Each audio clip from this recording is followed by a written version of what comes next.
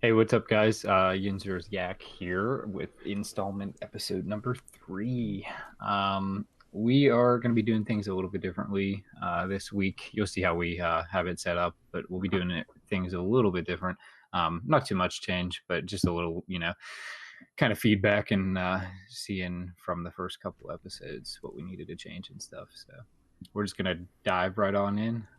My name's Jesse Mead, and my co-host can introduce himself. Hello, everyone. This is Marty Lyman. Welcome back to Yinzers Yak. Jesse, how was your week, bud? Just swell, Yeah, just swell. yeah, same here, man. Um, Long work days, long nights. We're here though. yep, watching some football later on tonight, so I guess I can't really complain. So, That's a good way all to right. start the weekend. Yep, most definitely. I can't ever complain when there's football on the TV, other than when it's the Browns, but you know, we'll live. So we're just gonna dive right into the Thursday night game that happened this week. Um, Many things to take from that. I we just we're just gonna go over the main things I think that kind of stuck out to us, and kind of going forward, what they essentially need to look at, both teams. So I had a question mark besides this one because I wasn't really 100%. I wasn't really convinced on it. Run game effective in Denver. I wasn't sold that it was effective. I was more sold on the fact that the Cardinals are just a really bad team, and their running back committee that they have, not really doing much for them. Either one didn't put up a real great stat line. Nothing stood out to me like wow. And even though this was a commanding win, they won by over 30 points. I don't. They scored 2 touchdowns on defense, so even at that, you drop them down that they only won by about 20 to like a terrible struggling Arizona team. So I still think Denver needs some answers on the offensive side of the ball. Yeah, there. We talked about this a little bit earlier this week in the preview, or rather the recap. Was it? Yeah. Yeah. Um, about Denver having a tandem with Lindsey and Freeman, and Lindsey did put up some decent numbers. He had 14 carries, 90 yards, and a TD. He averaged 6.4 a carry, but I think a lot of that just has to do with how bad Arizona is. I'd like to see him put up, especially at least Lindsey, because even with the tandem, he did get 14 carries. Freeman got 13, so I guess they did split them. Before I go ahead and say he got the bulk of the carries, but I want to see them do that against a good defense, and then we can talk about the run game being effective. I still think that they need to give the bulk of the runs to somebody, and I would probably go with Lindsey at this point. He was just a little bit more effective with the carries that he was given. I think the run game is there, but I still think that the issue with the tandem, that's why they're not really getting too much on the ground. Yeah, I think they don't really have an identity for their run game because they've run two kind of different backs. Freeman's more of like a powerhouse back, and willing to take some hits and stuff because he's a little bit bigger of a guy. Lindsey's obviously a smaller guy, so a lot of his runs he's bouncing outside, and they're doing outside handoffs and stuff. So he's not necessarily having to break a bunch of tackles and stuff. Like you said, he had 90 yards, but also against a very very bad Arizona team. So I think they need to find the run identity and just kind of pick with whatever running back they're a little bit more comfortable with. And at this point, I think Lindsey's a little bit more comfortable in Denver than Freeman.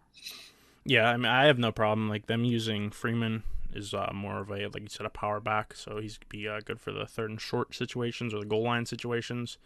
And I mean, not to take away too much of what Lindsey did, he did have some nice runs that game, but it comes back to playing against a really, really, really, really, really bad team and a really bad defense overall. But we'll see what they do going forward here.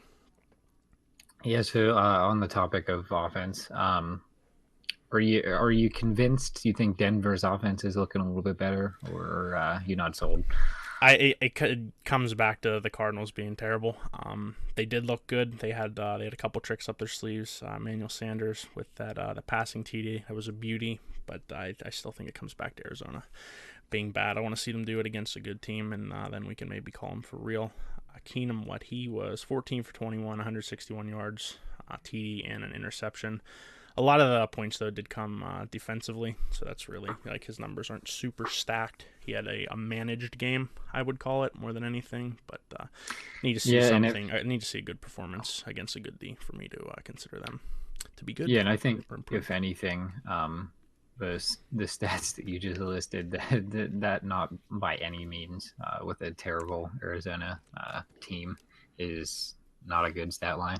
Like you said, just kind of manage the game more so, and when your run game isn't that great, and when your pass game isn't that great against the Arizona D, it's kind of tricky. Like what needs to change. Um, I think the O line is a little lacking in Denver. It does the job, but it's a little lacking. And I also think that the QB situation in Denver, I don't think Keenum is the answer. So I think that's also a big contributor as to why they're not averaging many yards per game on offense. Yeah, he hasn't quite found his fit there in Denver just yet. I mean, they still got what are we 7 games in? They have 9 left, so there's time to do it. But I think he just hasn't looked like he's really found his way just yet. Yeah, and I actually there was news of the Broncos scouts going to go watch the Oregon quarterback this week, Justin Herbert, who is being highly touted as a very good quarterback. But I think they also know that they don't have their answer at quarterback.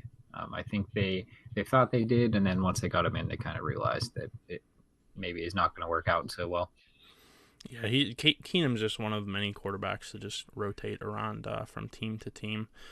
We'll see what he can do though with the next 9 games ahead of them. Maybe we can see an improvement from him to where he sticks it out there, and maybe he is the answer. We'll have to see. We'll see, but if that does happen, I'll be very shocked. Yeah, so will I. I'm absolutely shocked. Okay, so staying once again on the same page of offense, Arizona offense. So their coordinator Mike McCoy was fired. Brian Leftwich, which as a Yinzer, we have a little bit of experience there, seeing what he could what he could do as a backup quarterback and stuff.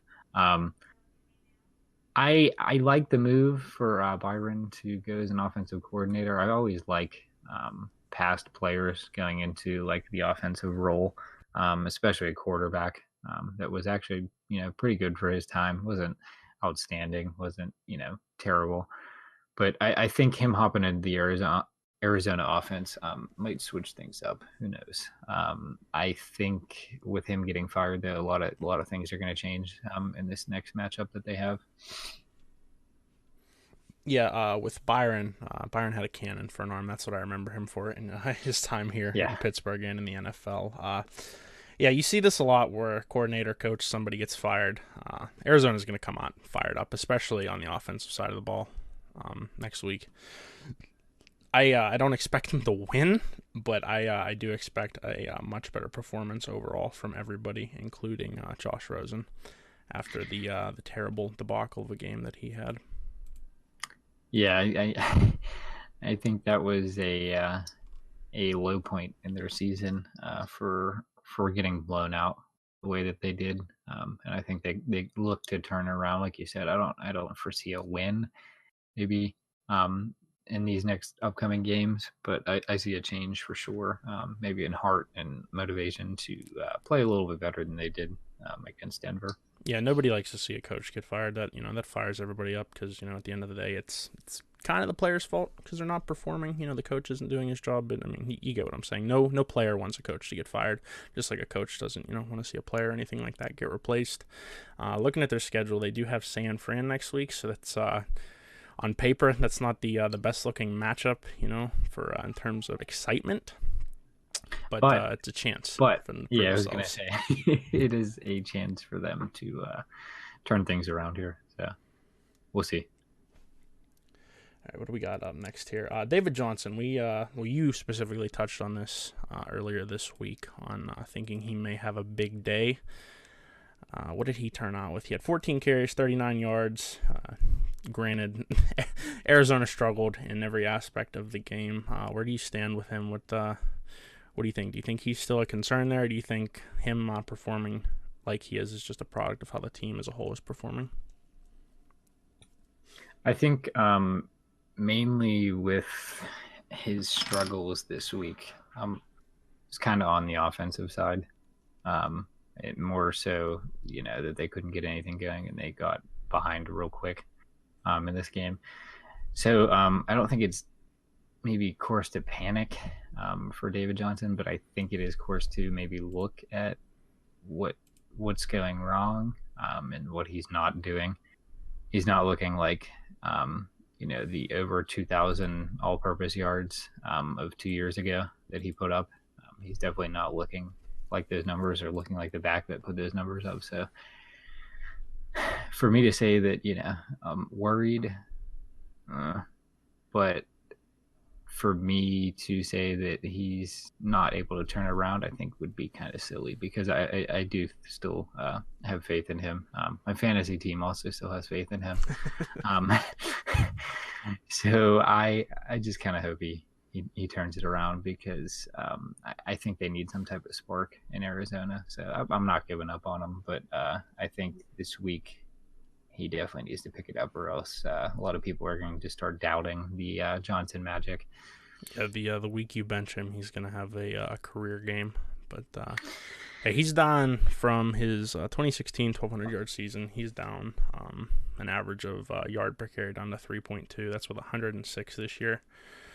He's definitely not looking like himself. But there's plenty of time to turn it around. But like you were saying, if he can't put something together, some type of decent performance against the Niners this week, you're gonna definitely start to hear some doubt. I think you already are, but it's gonna be escalated massively. Yeah, and I think if anything, the offensive line kind of showed how bad they were this past game with the amount of times that Rosen was sacked and the amount of times that he fumbled. Um, just having to run out of the pocket and get pressured and stuff. I think it just goes to show that I think that kind of translates to the run game also, that they're not performing how they should be for him. Yeah, and I mean when it's hard to say that they're not trying to establish a run game because of all the carries he's getting, but when you're playing from behind all the time, it's kind of hard to even think about running the ball. I mean, they're still doing it, but it's harder to run the ball when you're behind. Yeah, Is what I'm trying to say. yeah, exactly, and especially with like such a versatile running back like Johnson is. You're still able to use him in the pass game and stuff, but he doesn't get as utilized as much as he needs to be in order for the offense to have success. Yep, absolutely. Okay, well, one more, or no, sorry, two more things to cover with with the Thursday night game. All these turnovers: 3 interceptions, 3 fumbled, 2 lost. Yeah, What do you and make of that? all three of those fumbles came from Josh Rosen's hands. So you can put that into perspective of, once again, their offensive line. The interceptions also coming from Josh Rosen's hands. I, I, you know, 5 technical turnovers, but you know, 6 actually like losing the ball. He did recover one of the fumbles that he lost. Um, I don't think it's more indicative of Rosen and how he plays, and if he's a trash quarterback, or they need to start to panic in Arizona or because they picked him. I think it's more just the whole woes with the offense. Kind of just sums up the whole Arizona offense for this year, and what they kind of need to look at going forward. Maybe signing somebody in free agency for offensive line, or trading for somebody, or drafting a couple offensive line people this year. So I don't think it's time to panic for Rosen yet, because he has shown impressive moments in games, even though that they've been losing and stuff. Pinpointing a ball into a window that shouldn't be there, um, and just knowing where to place the ball and where he can and can't throw. Yeah, it's definitely not time to panic. I think they need to give him a little bit of time here. Build a team around him. Solid offensive line, especially. But there's definitely no reason to panic. I could see them doing something, maybe if he has another performance or two like this. They have Glennon waiting and then Bradford after Mike Glennon. I would Uh, definitely think it would take another performance or two like this past week for them to do something like that. You don't want to just yank him out of there and just completely ruin any confidence that he has left. So I definitely think the smart thing is to keep him in there and maybe just try to let him play through it. Hope that the offensive line steps it up here for him. yeah, and I know that's a sad situation there for Arizona. Bringing Bradford in and stuff, and taking that head contract, and now he's a third string. He's behind Mike Glennon, who has never really proven himself other than one game in Tampa Bay. So Do you think just one other quick thing with this, then we can move on. Do you think they were too quick to pull Bradford out? I mean, 3 games, yes, he did it. He looked terrible, but do you think maybe if they had kept him in there, something different would have happened, or it was just like his failure from the start? no, I think it was kind of a snowball effect. Once one thing went wrong, kind of just tumbled and tumbled and tumbled and tumbled until they finally reached the low point of Mount Everest that game was.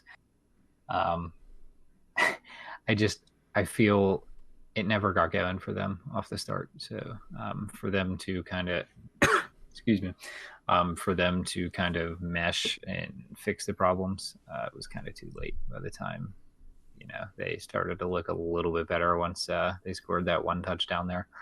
Yeah. Who knows? Who knows? I mean, it could be just the offensive line. I mean, it's the same thing really with Rosen. He's struggling back there. He has no time. It's the same thing that Bradford was dealing with. But I don't think much would have changed had they kept him in there. Be in the same situation.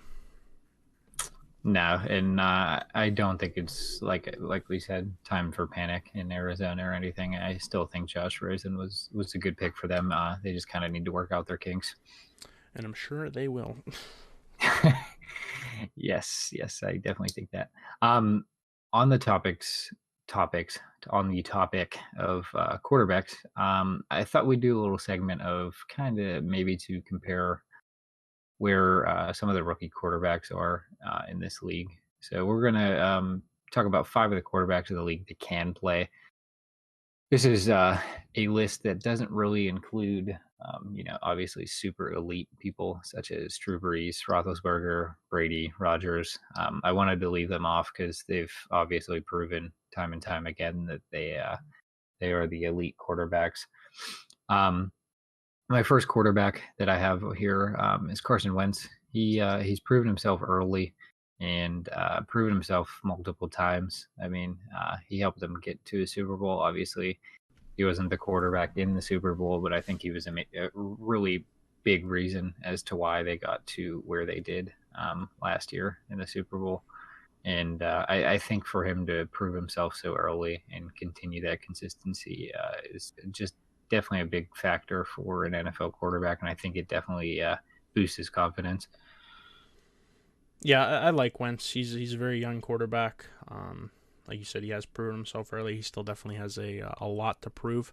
I think a big reason that they played so well in that Super Bowl is they were trying to win that one for him, as well as the city of Philadelphia. Either way, I definitely think they would have won the Super Bowl. Just they were an absolutely hot team, but they didn't get to where they were last year without the way he played through the first, was it 13 weeks until he got hurt. Yeah, give or take one or two. And I mean, Excuse me. he went in there too with a good situation. They had a solid team already to just throw him in between, so that definitely helps with his early success for sure.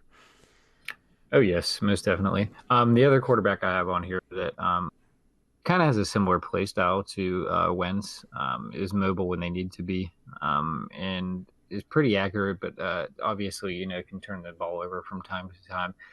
Russell Wilson, he's not always perfect, not always great, but he's so versatile in what he can do that I think the him putting up huge stat lines every week doesn't really matter much. I think he's able to control a game and kind of understand what he needs to do to win.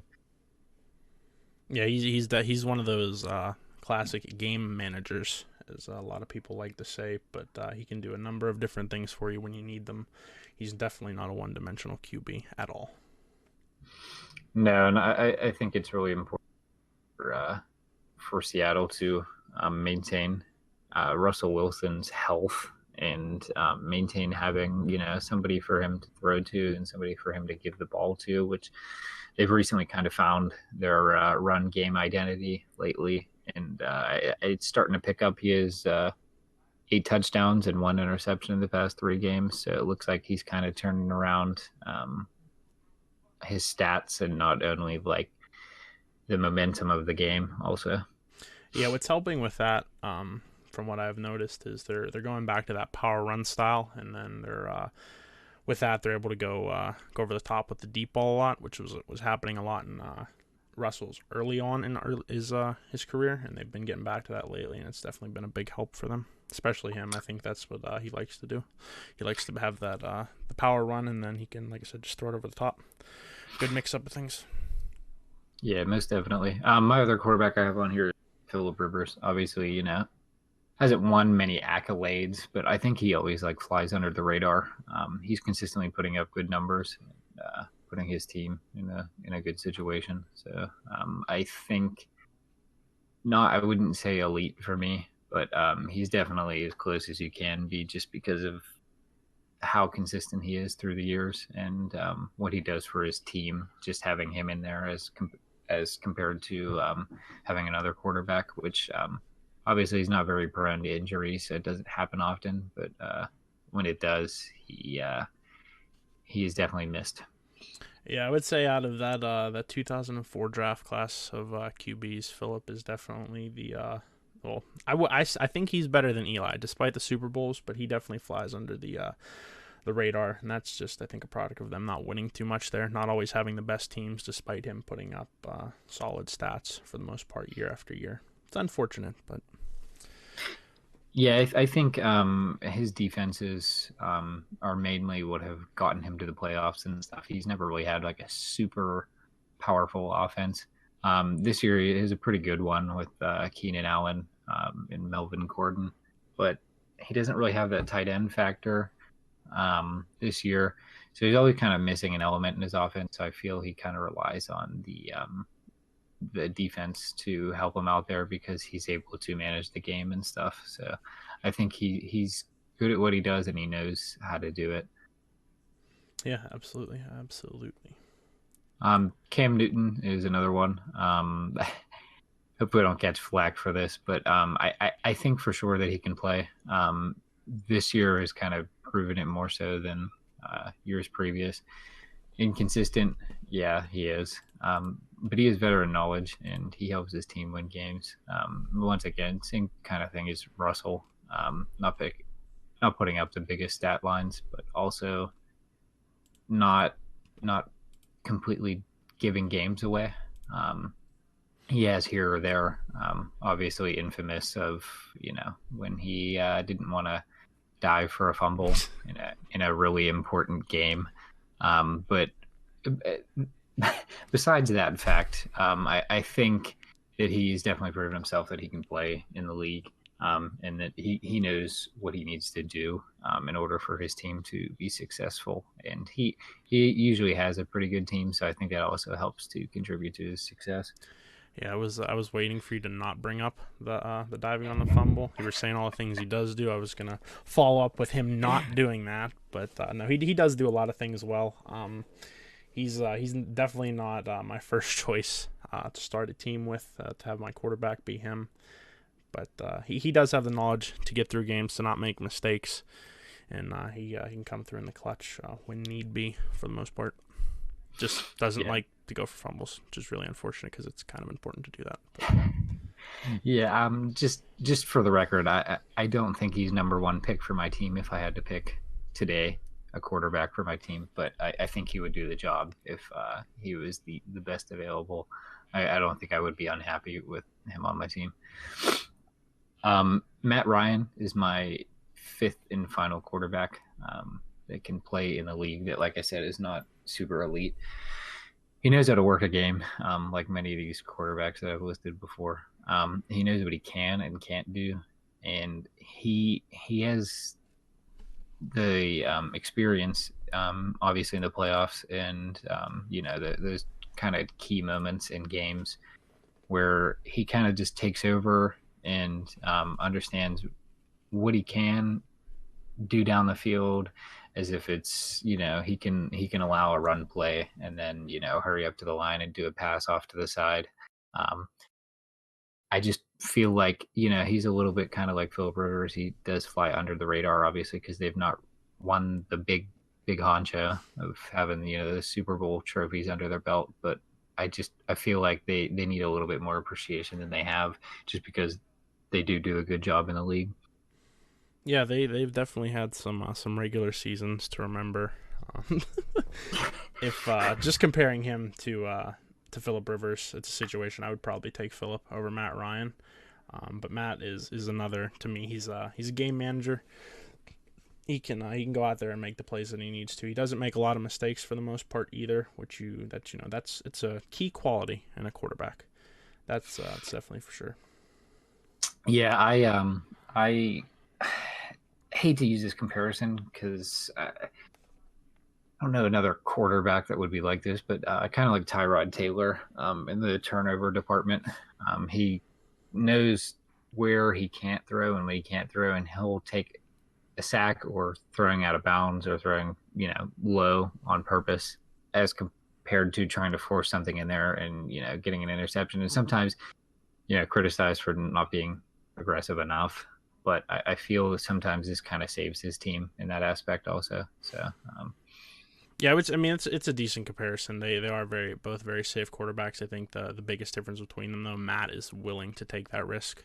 Like Tyrod is not whatsoever willing to take that risk, and I respect Matt for doing that. Sometimes it's going to work, sometimes it's not, but he's not afraid to do it if he needs to. yep, exactly. So then we're kind of transition to five quarterbacks in the league that I feel can't play. Whether it be not the guy for the team, not the guy for this year, not the guy going forward. Just kind of a culmination of all those things. My first one on here is Andy Dalton. The Red Rider. He, um, I feel, doesn't really understand the games that he needs to win. He'll play good against teams that don't really matter, and then once we go into these interdivision games, he kind of just disappears and shrinks. Lifetime, he's 3-12 against the Pittsburgh Steelers. Obviously, that's huge, being in the division that he's in. That he needs to win, needs to show that he can win, and needs to, like this past week, finish out the game strong and just kind of put those doubts away. And I don't think he really has it in him. He's just an average quarterback, and I just don't think Cincinnati goes far any years with Andy Dalton under the helm. Yeah, he's definitely not a he's not an inconsistent quarterback because he does have those games where he plays well. I mean, even in the Steeler game, he didn't have a bad stat line, and he did drive them down the field. He absolutely did. He got them ahead. He did what he had to do. I would more so put this past game on the defense, but there have been multiple other occasions against the Steelers in particular where he has just choked things away. He just doesn't have that big game gene, big moment gene where he needs to go out there, clutch up, and get it done. And he is not a quarterback that I see getting Cincinnati a Super Bowl ever, or any team that he would ever play for. He just doesn't have the ability to do it. He's not clutch. That's what the kids say, right? Clutch. Yeah, super clutch, super clutch. Is definitely not what Andy Dalton is. Another quarterback that kind of fits under that same, they're okay. They're B sometimes, maybe B plus stretching it, but just when they need to win, they don't. Marcus Mariota, 4 years, been waiting for him to kind of turn it around. He came into the league, looked like a great mobile quarterback that could kind of manage games and do what he needed to do to win games. Once again, not one of those guys that's going to put up huge stat numbers. He was always more of like a mobile and running quarterback in the league, in college, anyways. So I figured that would kind of translate over to the NFL. Obviously, you can't run as much in the NFL, but I felt like he wasn't going to put up huge stat numbers regardless. But I felt that he was a good enough quarterback to do some good playoff runs and eventually get his team there once they all balanced out on both sides of the ball. But it's been 4 years and he hasn't really showed me anything great. Hasn't showed me anything that leads me to believe that, he's going to be the man for Tennessee going forward and help them win a Super Bowl. I mean, he's had his moments over the past 4 years. I guess the one thing you could say that he has going for him, he is young. And, he's only 24 years old. But at this point, at this time in his career, 4 years in, you would have hoped he would have done something significant by now, which he hasn't. So he's definitely not one that I see ever doing anything. He may end up playing his entire career in Tennessee, get them to a couple playoff bursts, maybe a medium deep run here or there if they have a good team around him. But he's another one like Dalton. I just don't believe he has the ability to win when it really matters. Yeah, no, 100%. I don't see them, getting to more than one or two AFC Championship games with him under the helm. Blake Bortles is another one on here that I don't feel can play in the league, and I think many people can understand why I say that. Inconsistent throughout his career. When Jacksonville is winning, he looks wonderful, but when Jacksonville is losing, God, he looks terrible. Um, I don't see Bortles being in Jacksonville for too much longer. I really don't. Yeah, that's actually something. When we get to the hot takes later, we'll discuss that a little bit. But he is just disgustingly inconsistent. He has shown sparks of being, I wouldn't say elite, but he has shown the ability to win when it matters. But as soon as he starts to slide, as soon as he starts to have a bad stretch, you better look out, because Jacksonville does not stand a chance. I agree 100%, and especially with the defense the way that it is this year for them. Yikes. Yikes is all I have to say. Um, uh, Another quarterback on here I have is Case Keenum. Oddly enough, we were talking about him with the recap. I don't think that he really is going to ever truly find a home in the NFL. I think it will just kind of be one of those bouncer quarterbacks. He'll be in the league for maybe 5 or 6 more years and then be out. He's just too inconsistent, and sometimes he's basically non-existent in games. You could actually even argue for this week. He had less than 175 pass yards, a touchdown, and an interception. Kind of non-existent in the reason as to why Denver won. I think it was more so on their defense. So I don't foresee him being in the league for super long with a team super long. Yeah, no, he just looking at his history here. He started off with the Texans, went back to St. Louis, went back to the Texans. St. Louis turned into LA. Minnesota it's interesting that they didn't keep him around. I think that may have really been a hit to his confidence with them not keeping him around after what he was able to do for them last year. And now he finds himself in Denver, and if he keeps up this, they won the game, yes, but he didn't do anything amazing. If he keeps up the mediocre play, this even though if they win a few games, I don't see him being in Denver next year. I don't know if what he's signed to. I'm assuming it's just a 1 or 2 year contract anyway, but I think Denver's going to try to get a younger QB back in there. Yeah, I definitely think so. Like I said, they are they already have their scouts looking at another player, so we'll see what this draft brings in the next 2 years for Denver. Ryan Fitzpatrick is my last quarterback on here that I feel cannot play, cannot stay on a team either. He appears out of nowhere for a couple of weeks and brings his, what do the kids call it, Fitz magic? Fitz magic, yes. Brings that out of the rusty shed that he keeps behind his house. That he decides that he wants to bring that to a game or two. and then it just kind of goes away. And then everybody remembers that Ryan Fitzpatrick is Ryan Fitzpatrick, and I I see maybe 3 or 4 more years out of him. Uh, he'll be out of the league or bouncing back from team to team just on 1 year contracts. So Yeah, I mean he's up there in age, even at 35, but he's one of those quarterbacks. He every team that he's been with, he's had that flash in the pan type of moment with them. Obviously, we saw it this year in Tampa Bay, and that's a good reason for teams to want him. Just in case they need him for a week or two, 3 weeks tops, something like that. I could definitely see him sticking around being a backup somewhere, but I don't think we'll ever see him as a starter anywhere. yeah, the expiration date on the Magic I checked is only 3 weeks. So Yeah, so that's what he's good for.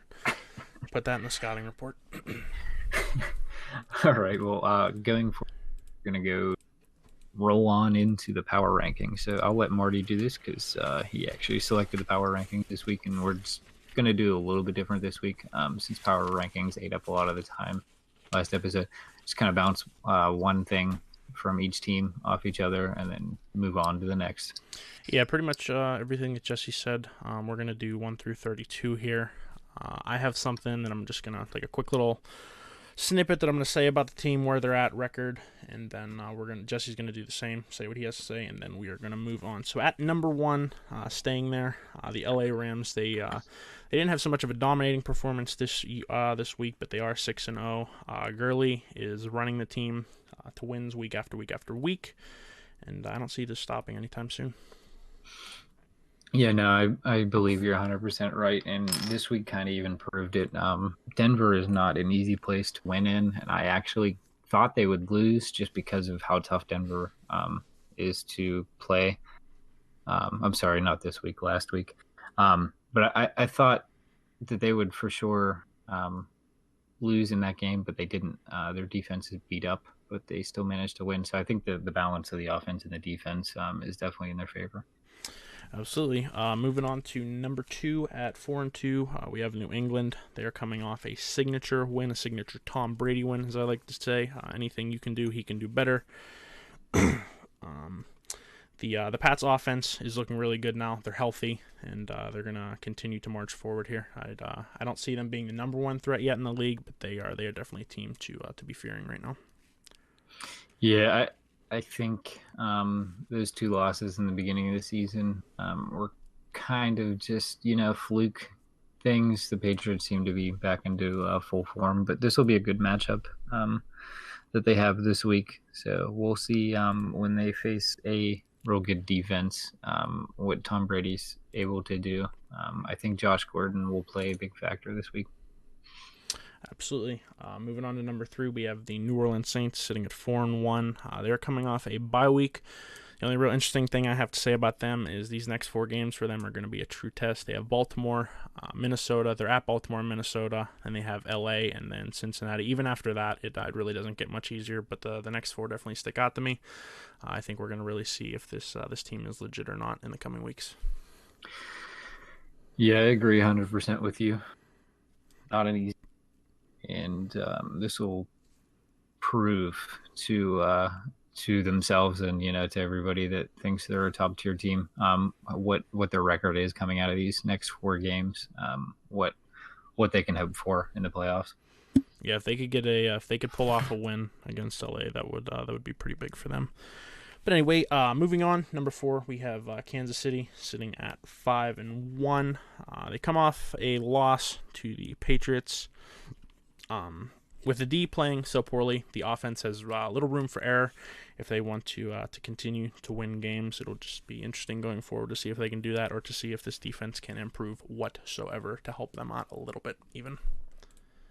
Yeah, I think just really all they need to focus on is correction of the defense. I mean, obviously their offense put up over 40 points, and when you put up over 40 points and still lose, you don't really have anybody else to blame but the defense. Yeah, absolutely. The offense did their job, and it was just not enough with the way the defense was performing. Moving on to number 5, I have the LA Chargers. They are sitting at 4-2, coming off somewhat of a blowout versus Cleveland.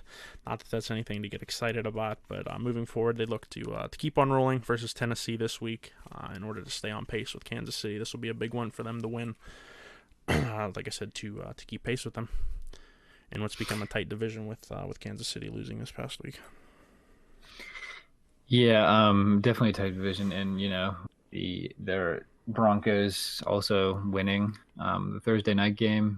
This division's kind of a toss-up now. I mean, Denver's still within the race easily, so for the Chargers going forward, I think they need to win their next 3 games to kind of make a statement, and they still have those 2 games against the Chiefs, which I think are be absolutely crucial. Yeah, they're going to be some good matchups. Moving on, number 6. Could say this is a bit of a homer, them being this high, but I have the Pittsburgh Steelers. After 2 solid defensive outings, they're going into the bye week mostly healthy, which is good. I think for them it's pretty simple. They just need to stay consistent on the defensive side of the ball. We know what the offense brings to the table, so we have to see going forward. But if this defense can maintain just the pace and the play that they have the past 2 weeks, I can see the Steelers continuing to move up these rankings. Yeah, and they've always been a later in the season team. So November decides to turn the corner. We'll see how they continue to play, but obviously giving up 17 points and 21 points in the last 2 games for the defense is huge because they were the main question mark going forward with Pittsburgh. So obviously this bye week will hopefully help them to adjust the RD Burns struggle and going back to facing Cleveland. Hopefully they can get that win and just keep on rolling. Yeah, that would be absolutely ideal, winning that one, and then against the Ravens, that would put them in a good position. Moving on, speaking of the Ravens, at number 7, I have Baltimore, sitting at 4-2. Despite coming off a pretty lackluster offensive showing, what sticks out for me with them is their defense. They look scary good.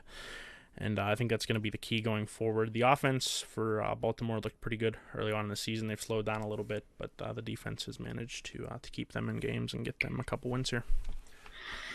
Yeah, Baltimore, I think, is not an exciting team to watch, just strictly because they're mainly defense. But they're just one of those teams that defense is scary good. I don't really think the offense needs to do much if the defense continues to be number one in basically all the categories. So we'll see going forward if they continue their climb or if this defense kind of starts to slug going into the second half of the season. Um, Moving on from Baltimore at number 8, I have Minnesota. They are sitting at 3-2-1, and my breakdown for them is pretty simple. They just need to keep riding Kirk Cousins and Adam Thielen. I'm sure I'm butchering that, but their wide receiver. They just need to keep riding this offense, and I think everything will be okay for Minnesota. Let's see here. What do we got? I think 100% if they just keep rolling forward, that Minnesota will definitely be one of those teams towards the end of the season that will be giving maybe the Rams a run for their money. But I think they have a couple offensive issues that they have to work through. Just with Kirk Cousins just finally turning it around, it's curious to see if he continues that pace.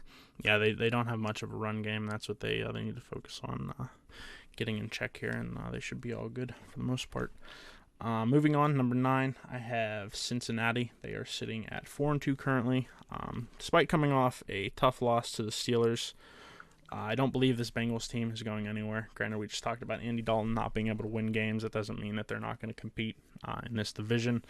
They have a decent offense, a mediocre defense, but I think they have, for whatever reason, I think this team is really fighting for Marvin Lewis. They know his job is on the line this year, so I don't expect them to fall off too much here going forward.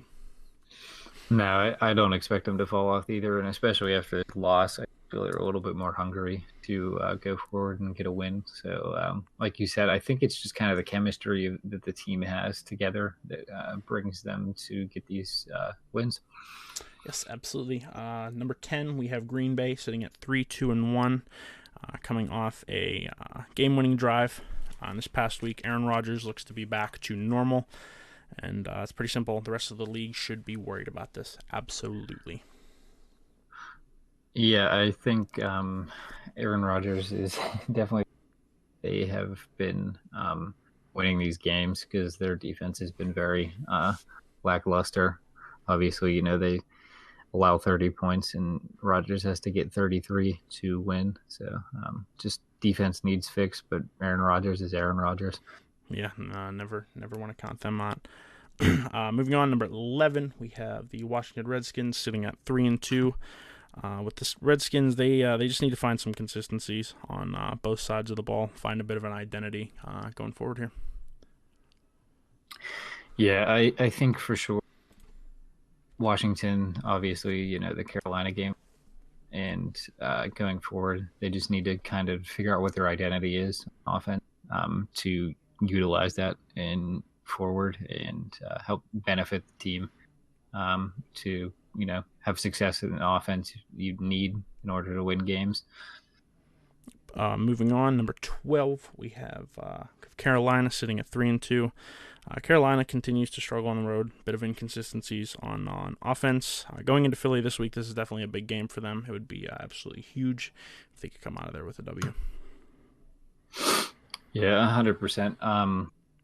If Carolina comes out of the game with Philly with a win, I think it makes a huge statement and kind of drops down to kind of where you need to question them and what they can do. So Carolina, I think, is a dangerous team this year. Yeah, definitely. Moving on, number 13, I have the Philadelphia Eagles. They're sitting at 3-2 as well. With this offense finally being healthy for the most part, minus Jay Ajayi, I expect to see more explosiveness like we did last year from them in the coming weeks, starting this week with Carolina. If you see that offense start to boom like they did last year, the league should be put on notice and be worried about this Philadelphia team. Yeah, I think if especially with the receiving core that they have, Wentz needs to utilize that with their running game kind of in question. With the tandem, obviously not doing terrible, but not doing super great. They need to rely more so on the pass than the rush. Yep. Moving on, number 14, I have Miami. They got a big win this week over a fantastic defense. The biggest question I think going forward for them is if if Osweiler has to stay in there as a starter, can he keep winning for them? We will just have to find out. Yeah, I think if he has to maintain starting spot there, that he needs to figure out some of the issues that he had in Houston and Denver, or else Miami's going to tank real quickly. Alrighty, number 15, we have Chicago. After a bit of a debacle defensively, not a bit, a giant debacle against Miami. Going forward, it'll be curious to see what adjustments they make on D. It'll also be curious to see what teams do to adjust to their D, like Miami did, and see if they keep or continue to get shredded going forward here. I think Chicago, their formula is a little bit figured out in Miami, so they need to change some things up, or else they can expect a couple more games to look like the Miami game did. Alrighty, number 16, we have Seattle. They're sitting at 3-3. Seems to be that they're getting a bit of an identity back, especially on offense. We talked about this a little bit ago with Russell Wilson, but the power run comboed with the deep ball is definitely back in Seattle, and that is a good thing going forward for them. Yeah, I think once they figured out like who they are and what they need to do on offense, that Russell can have success. So we'll see how the defense plays out for them though, because it's not super strong like it has been in years past.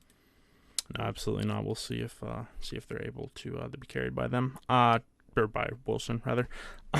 Going forward here, let's see. We got number 17. We have the New York Jets. They have a strong ability to put up a lot of points. Sam Darnold seems to be it's like the 15th time I've said this today, but a game manager. He's able to do the things that he needs to do. And we'll just have to see if they can continue doing that going forward. They keep putting up points, though. They're going to keep winning, so it's pretty simple. Yeah, if you didn't know, we have a vocabulary word of the day. It's game manager. Yeah, all I really have to say is Sam Darnold about this game, or about this team, and I think they need to rely on him in order for them to win games. Absolutely. Number 18, I have Dallas, also sitting at 3-3. The big question is what the heck happened in Jacksonville? Was it a fluke? We'll just have to wait and see. Regardless, I think they need to keep riding Zeke on the offense, and not that everything is going to be well, but they'll be better off if they just keep doing that. Yeah, I don't have full faith in the Cowboys, especially with them playing the Redskins this week. But we will see going forward if Jacksonville, like you said, was a fluke, which I think more so it was than them actually being a consistent good team. Number 19, we have Jacksonville, also sitting at 3-3. It's pretty simple. Their D can only take them so far, especially with a subpar offense, and when neither of them are performing, that makes for a recipe for disaster. In this upcoming week, it's a big question of can they both bounce back on the offensive and defensive side of the ball. If Jacksonville can maintain what they've done in last year, I think Jalen Ramsey says it best. I don't know. And that's kind of how I feel about this team. Yeah, absolutely. Especially, I think even more so than the lackluster D, Blake Bortles is the big question mark for them on whether they are successful or not. Sitting at number 20, have Atlanta sitting at 2-4. If there was ever a time that a team needed to win a game, it was this past week. At this point going forward, they pretty much need to win out if they want to have any chance at making a playoff berth. Another loss is not something they can afford to have happen. So we'll see. Nope, especially with the Saints and the Panthers in their division. I think Atlanta basically just needs to win out the rest of the season. A little bit easier said than done, but we'll see how they take to the task. Yeah, I mean it's not impossible. We shall see. Coming in at number 21, we have the Houston Texans sitting at 3-3. Despite their struggling offense, getting a win is getting a win. I would call them probably the ugliest 3-3 team in the NFL right now, but they got the job done this past week, so we'll see if they can continue, and maybe this offense will get back on track here at some point. Yeah, they remind me of Buffalo. Definitely a wild card team. That 3-3 is just a big question mark. Kind of just like how did we get here? So we'll see if we can get any actual explanations this week. Yeah, we'll see. We'll see what they do.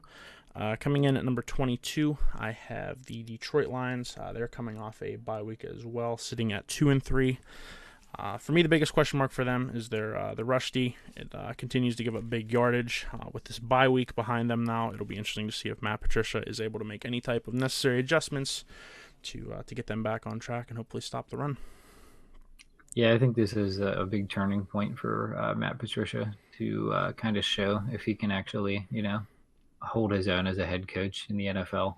So the adjustments he makes for this week, I think, are crucial. Alrighty, number 23, we have Tennessee sitting at 3-3. With them, 11 sacks absolutely is not going to help you win the game, especially when you only have 10 completions to complement those 11 sacks.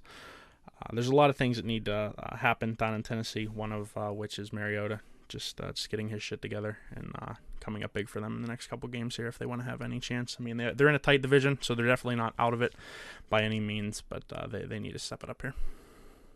Yeah, and if anybody didn't want to do the math, that's one more sack than they had completions last week.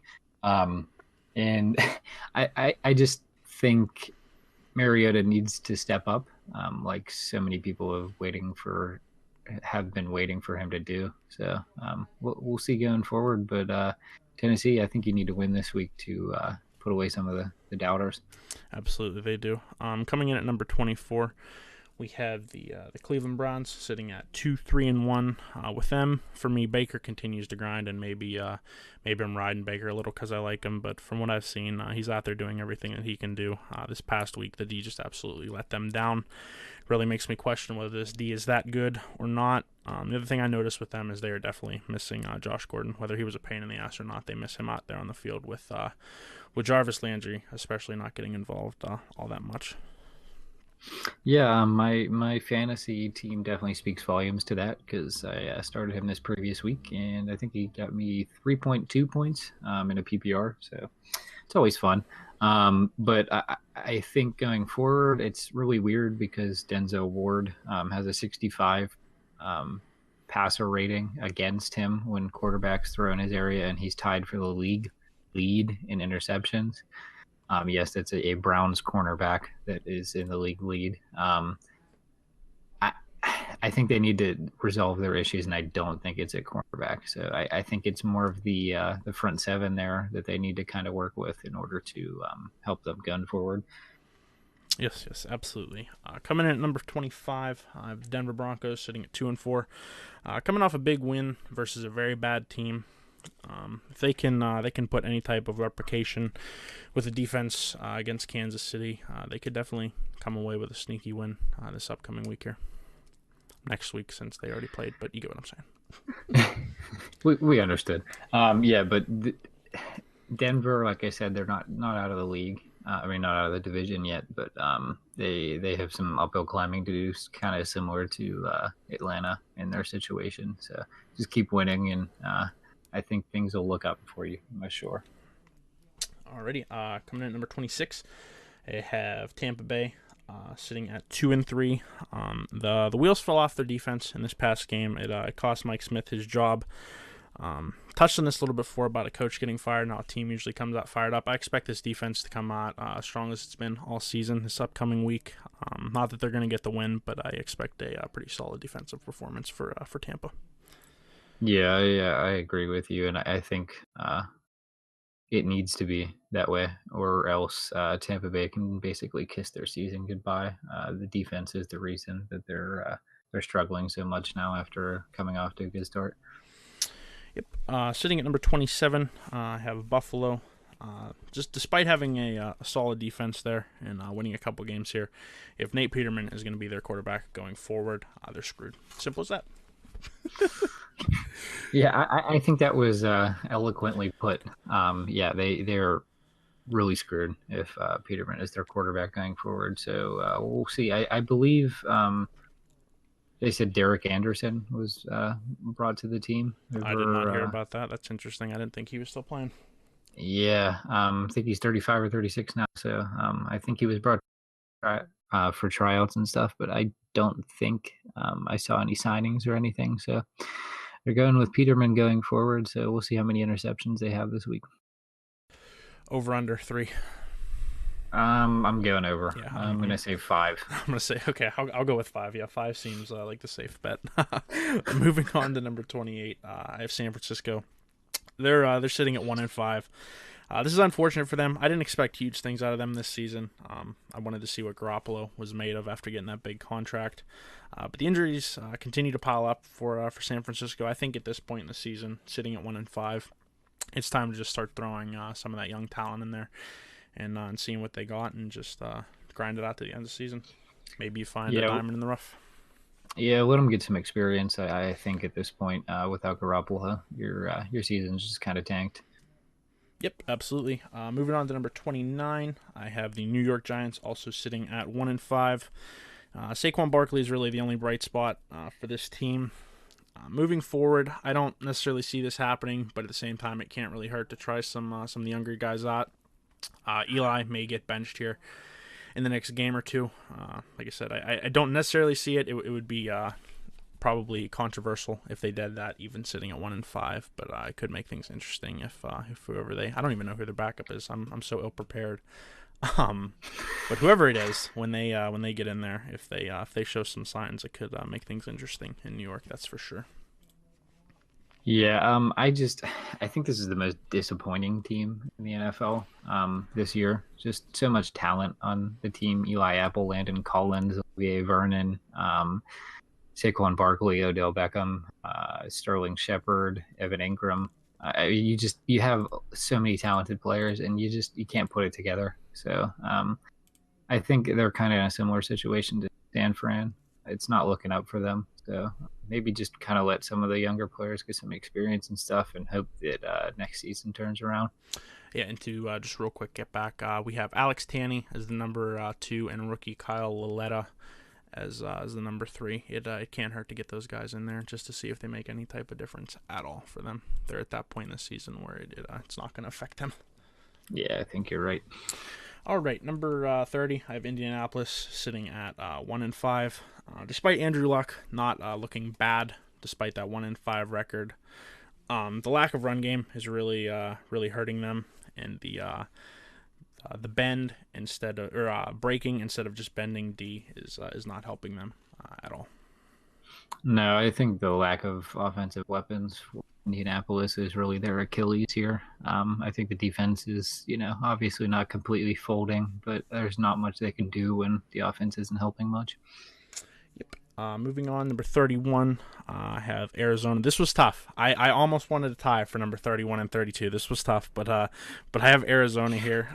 They have no run defense, no offensive line, and it looks like no quarterback. Not that I'm giving up on Josh, but it's pretty simple. Hashtag screwed. Yeah, I think I would have to, your hashtag there. Definitely hashtag screwed, and maybe a little hashtag trash, because that's all I can think of right now. When it comes to both sides of the ball for them right now, they need to figure something out.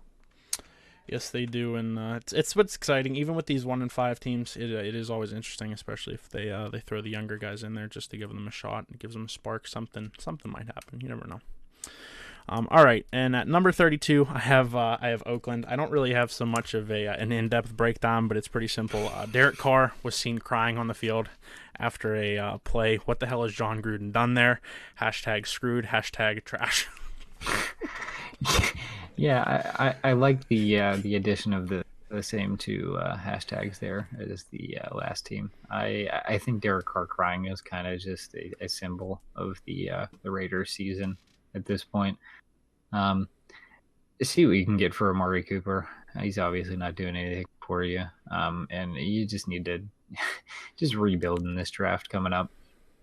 Yeah, I mean they could end up landing in Vegas with a pretty decent team, but I think one big issue is the way Gruden is running the team there. But he's not going to be gone anytime soon. So R.I.P. the Oakland Raiders. Most definitely. We're going to transition into hot takes. So it's kind of just something that maybe not so popularly believed, but something we kind of believe in.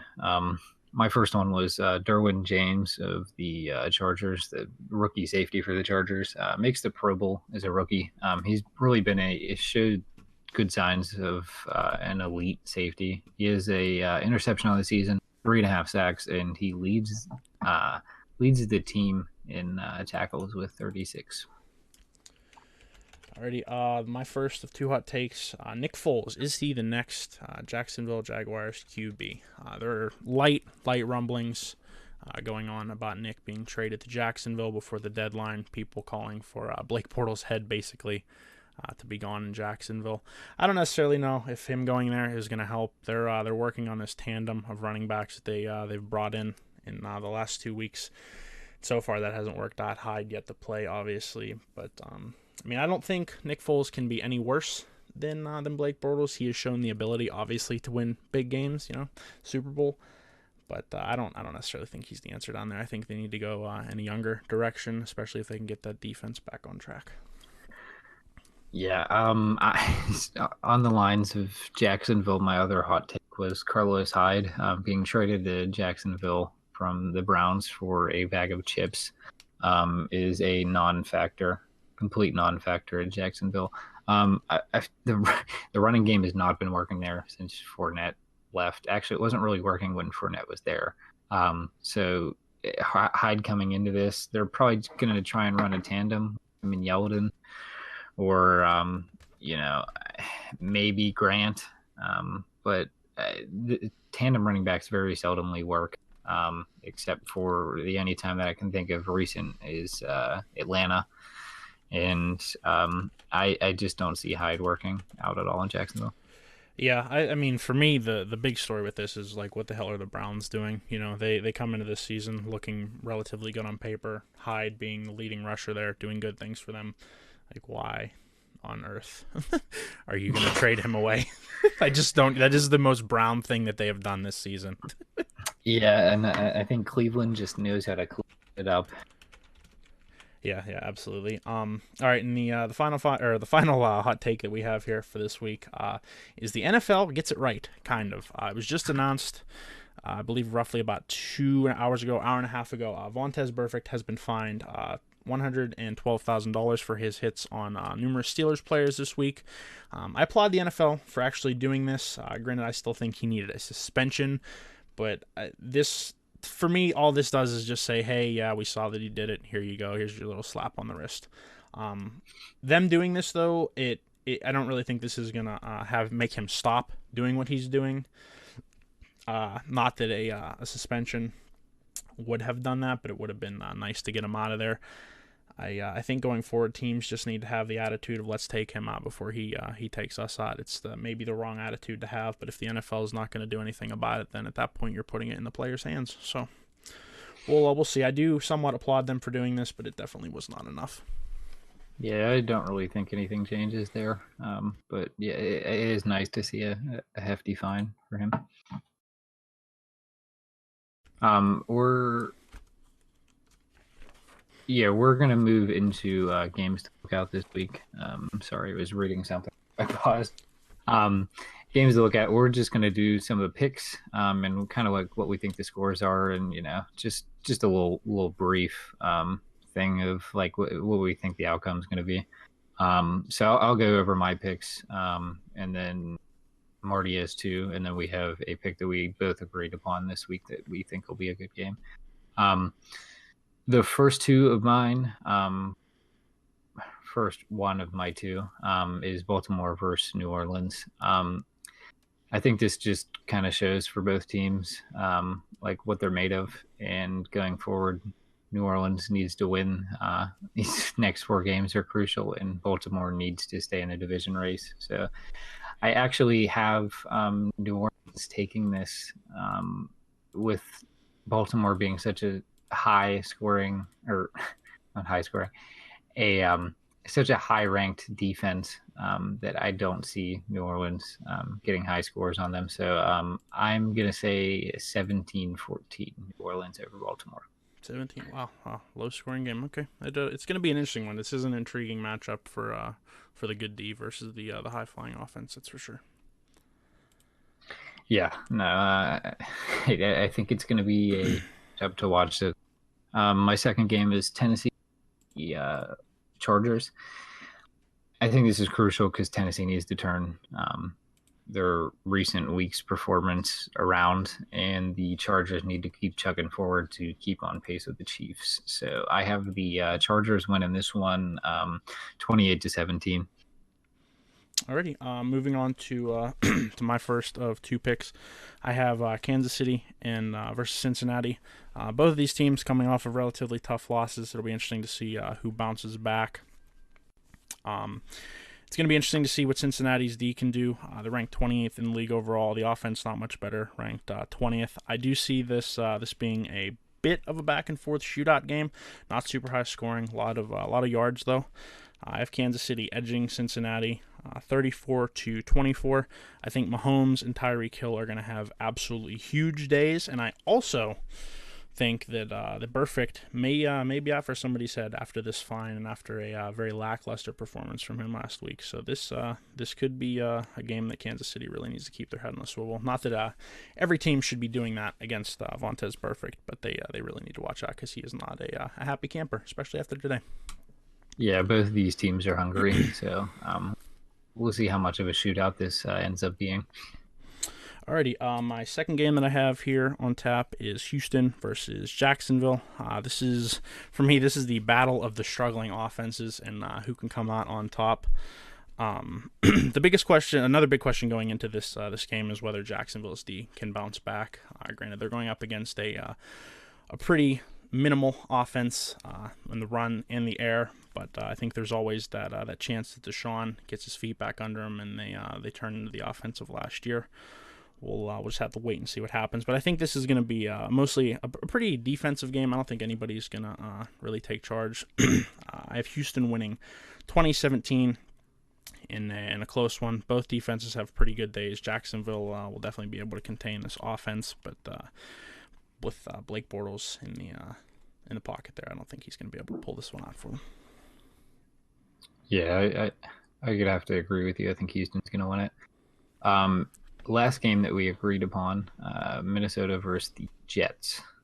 So Minnesota, I think, just needs to keep chugging forward, especially with Green Bay looking like they're turning around, and the Jets just kind of proving that they, want to go into having a winning record and just continue to win and have success if they want to be anywhere close to the Patriots. So I actually have the Jets taking over in this game and beating the Vikings 27-17.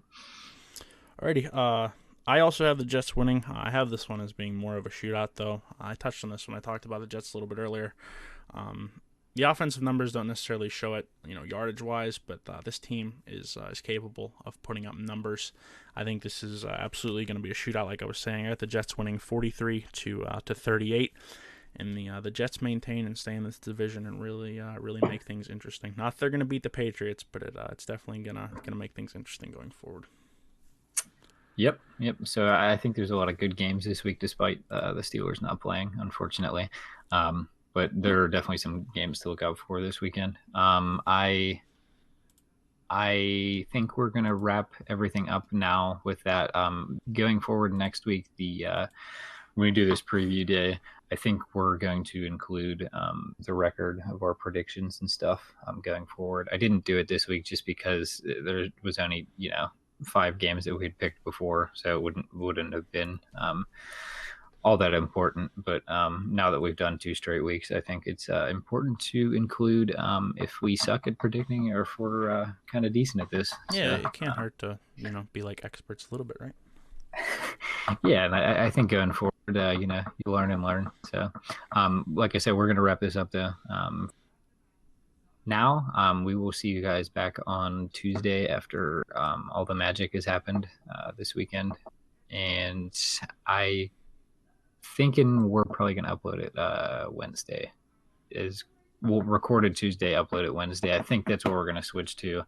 It's just a little bit too difficult with our schedules to get everything edited that same day and uploaded that same day. So I think we're gonna record on Tuesday and Friday, and then we're gonna upload everything on Wednesdays and Saturdays. That still leaves time for obviously before the Thursday night game and before the Sunday game start. Yeah, it sucks. Unfortunately, having IRL responsibilities. Yeah, it sucks being an adult, but somebody's got to do it. Yeah, exactly. There's only so many of us. All right. Well, we were going to conclude that with that prediction and that new fun information. So we will be back Tuesday. Tuesday, technically Wednesday when you guys see it, but good talking to you. Hold on, bud. Good talking to you, and I will guess have a good weekend watching this wonderful game. Yeah, I mean, enjoy your games, guys, and like always, thank you for listening to us yak. Yep, thank you. Catch you guys